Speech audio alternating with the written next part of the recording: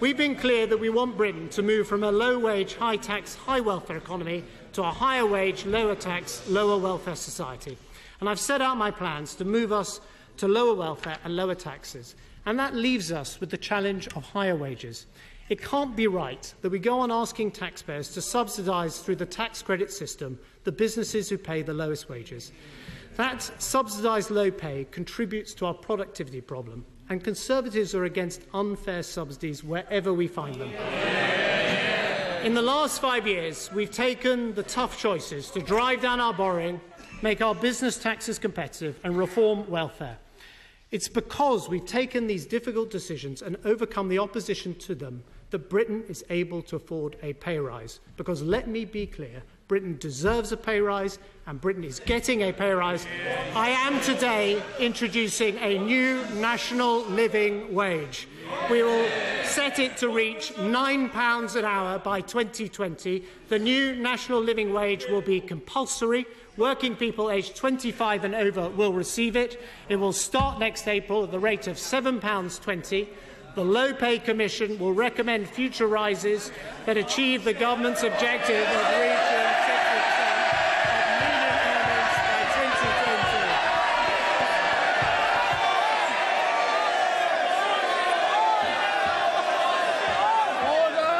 by 2020.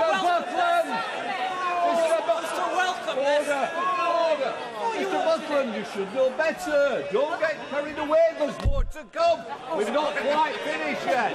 Chancellor of the Exchequer.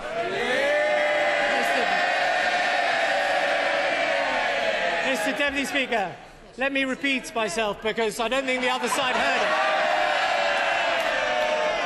it. Britain deserves a pay rise, and Britain is getting a pay rise. I am today introducing a new national living wage. The Low Pay Commission will recommend future rises that achieve the government's objective of reaching 60% of median earnings by 2020. That is the minimum level of pay recommended in the report to the Resolution Foundation by Sir George Bain, the man the last Labour government appointed to the first chair of the Low Pay Commission. Let me address the impact on business and employment. The OBR today say that the new national living wage will have, in their words, only a fractional effect on jobs. The OBR have assessed the economic conditions of the country and all the policies in the budget. They say that by 2020 there will be 60,000 fewer jobs as a result of the national living wage, but almost 1 million more jobs in total. And they also estimate that the cost of business will amount to just 1% of corporate profits.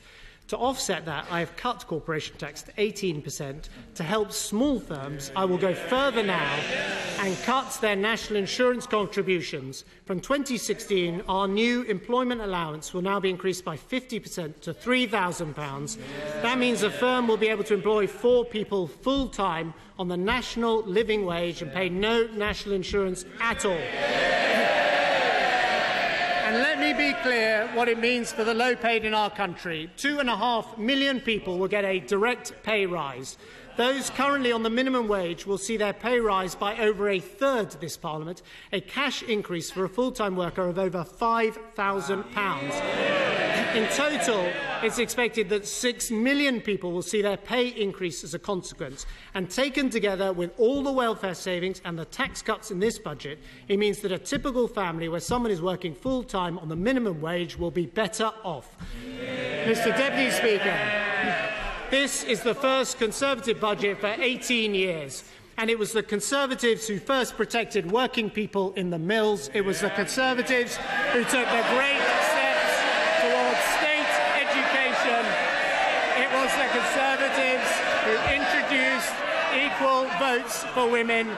It was the Conservatives who gave working people the right to buy. So, of course, it is now the Conservatives who are transforming welfare and introducing the national living wage. This is the party for the working people of Britain. Mr. Deputy Speaker, their budget today puts security first, the economic security of a country that lives within its means, the financial security of lower taxes and a new national living wage, the national security of a Britain that defends itself and its values. A plan for working people, one purpose, one policy, one nation.